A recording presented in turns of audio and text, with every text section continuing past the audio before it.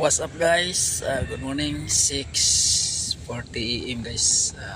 Binabaktas natin yung pa-exit ng Greenfield guys, no? Liip Mamplasan. So, zero kipiits talaga guys. Pag ganitong umaga, mag-umaga. Sobrang daming dumadaan na dito. Hindi katulad natin ng mga nakaraang mga dekadas guys. Halos walang dumadaan dito kasi nga madilim, maraming puno. Pero ngayon guys, ang laki ng pinagbago. Pati yung puno, mga ano dyan, wala na guys. Napakalapan na yung kalye, pero nandyan pa rin yung traffic. So marami talagang umaakyat guys sa ano guys, sa south guys, sa north. 100% na yata yung nasa south guys, galing north, mga GSP, no? So, kaya siguro ganun ang nangyayari dito, pinalakihan lahat ng exit. Ang expressway pa southbound mga GSP, sobrang laban, yung 7 lanes na yan. So yan guys, watch guys, ilang minutes yan parang nagparking lot kami dito sa sa exit. So,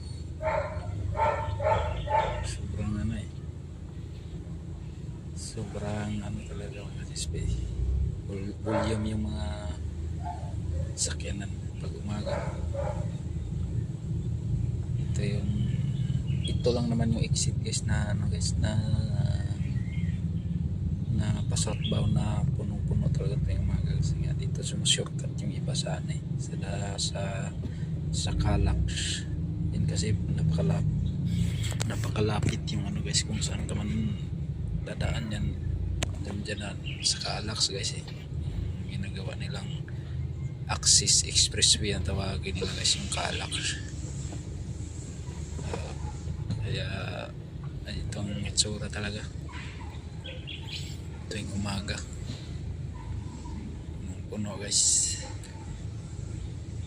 Ilang lane na yan guys yung exit na yan, pero puno pa rin kasi halo kasi dito yung dumadaan guys. Mayroong ang halos karamihan dito guys mga estudyante, saka yung nag-opisina siguro kasi siyempre maaga-agahan nila kasi sobrang traffic.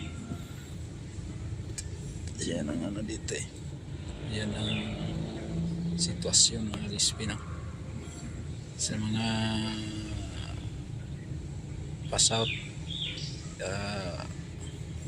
Shout out, hanap na kayo ng ibang daanan pag tuwing umaga kayo sa southbound, kasi ang exit na ito yung Calax, punong-puno yan. Swerte na lang kung kayo bandang tanghali na siguro, wala nang wala nang pila yung tokita, wala nang haba ng pila, siksikan dyan.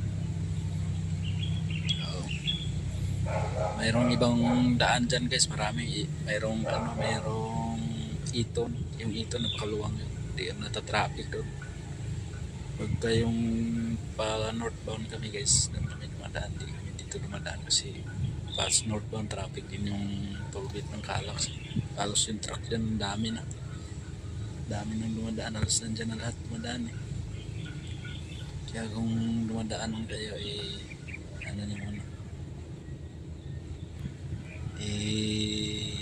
tingnan nyo muna sa Waze, okay ba yung pa northbound, para makaiwas kayo sa haba ng pila sa tollgate guys.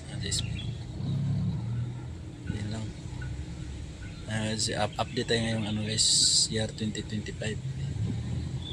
Ayun guys, ang ating short video. Ito guys, ilang minutes lang itong kinuha.